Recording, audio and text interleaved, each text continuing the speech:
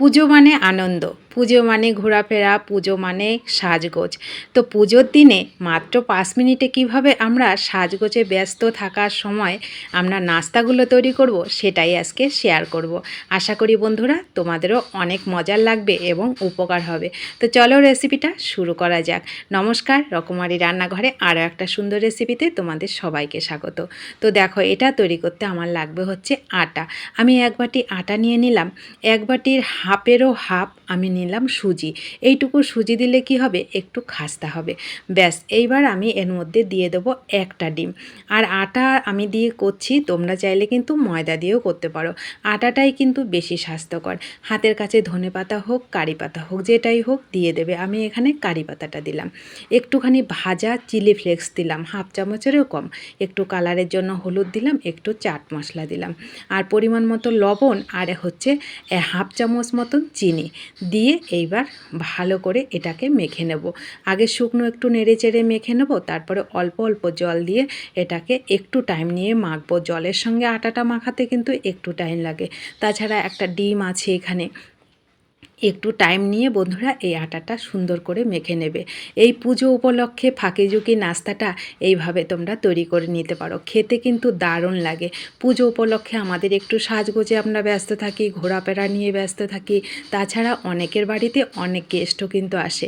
সেই সময় তাড়াহুড়োতে তোমরা অবশ্যই এই নাস্তাটা করে খেয়ে দেখবে, দেখবে সবাই অনেক প্রশংসা করবে। তো বন্ধুরা, এই ব্যাটারটা কিন্তু অবশ্যই এরকম পাতলা করে তোমরা তৈরি করবে, তাহলে নাস্তাগুলো বানাতে অনেক সোজা হবে, খেতেও ভালো লাগবে। আর ভেতরের পুরটা তোমরা তোমাদের পছন্দ মতন দিতে পারো, কিন্তু এখানে আমি টমেটো, পেঁয়াজ, রসুন, কাঁচা লঙ্কা, একটু ধনেপাতা নিয়ে নিয়েছি কুচিয়ে, আর হচ্ছে এর সাথে দিয়ে দিলাম পরিমাণ মতো লবণ, টমেটো সস, আর হচ্ছে চাট মশলা। ব্যাস, এইটুকুই দিয়েই আমি পুরটাকে তৈরি করেছি। তোমরা একদম তোমাদের পছন্দের পুরটা দিয়ে এই নাস্তাটা তৈরি করবে, দেখবে অত্যন্ত সুস্বাদু লাগে। এই নাস্তাটা সকালবেলা ব্রেকফাস্টে হোক কিংবা সন্ধ্যাবেলায় নাস্তায়, এমনকি টিফিনেও কিন্তু এই খাবারটা তোমরা দিতে পারো।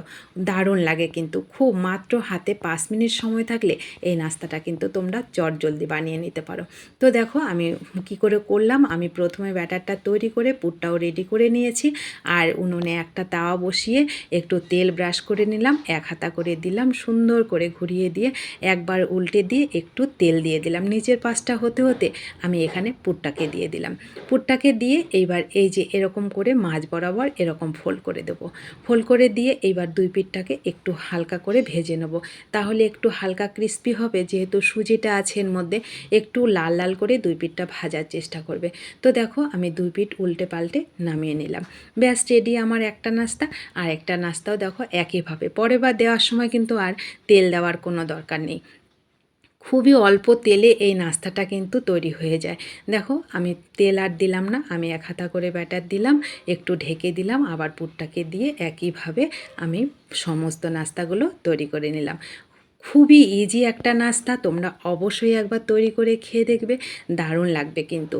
ভালো লাগলে অবশ্যই কমেন্ট করবে আর একটু শেয়ার করে দেবে। নতুন বন্ধু হয়ে থাকলে চ্যানেলটা সাবস্ক্রাইব করে পাশে থাকবে।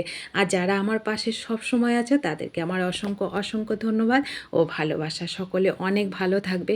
অবশ্যই পুজো উপলক্ষে কিংবা যে কোনো সময় হাতে যখন একদমই সময় থাকবে না, এই নাস্তাটা একবার তৈরি করে খেয়ে দেখবে।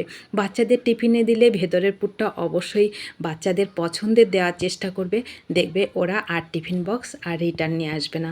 এতটা মজার এই খাবারটা লাগে। খুবই হালকা ফুলকা একটা স্বাস্থ্যকর নাস্তা কিন্তু। অবশ্যই তোমরা তৈরি করে খেয়ে দেখবে আর একটু শেয়ার করবে, অবশ্যই ভালোবেসে পাশে থাকবে। আর রেসিপিটি ভালো লাগলে লাইক করতে কিন্তু ভুলবে না। অবশ্যই ভিডিওটিতে একটু লাইক করবে, তোমাদের একটা লাইক পরবর্তী রেসিপি তৈরি করতে অনেকটা উৎসাহিত করে। তো দেখা হবে তোমাদের সঙ্গে নতুন কোনো রেসিপিতে। ততক্ষণ সবাই ভালো থাকবে, সুস্থ থাকবে। ধন্যবাদ সবাইকে রেসিপিটি শেষ পর্যন্ত দেখার জন্য এবং আমার পাশে থাকার জন্য।